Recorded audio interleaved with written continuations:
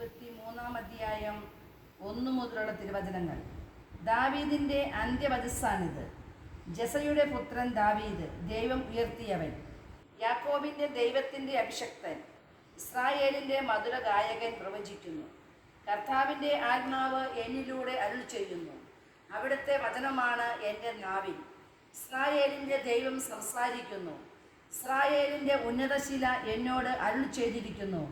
മനുഷ്യരെ നീതിയോടെ ഭരിക്കുന്നവൻ, ദൈവഭയത്തോടെ ഭരിക്കുന്നവൻ, പ്രഭാതത്തിലെ പ്രകാശം പോലെ, കാർമേഘരഹിതമായ പ്രഭാതത്തിൽ പ്രകാശിക്കുന്ന സൂര്യനെ പോലെ, ഭൂമിയിൽ പുല്ലുമുളപ്പിക്കുന്ന മഴ പോലെ അവൻ ശോഭിക്കുന്നു.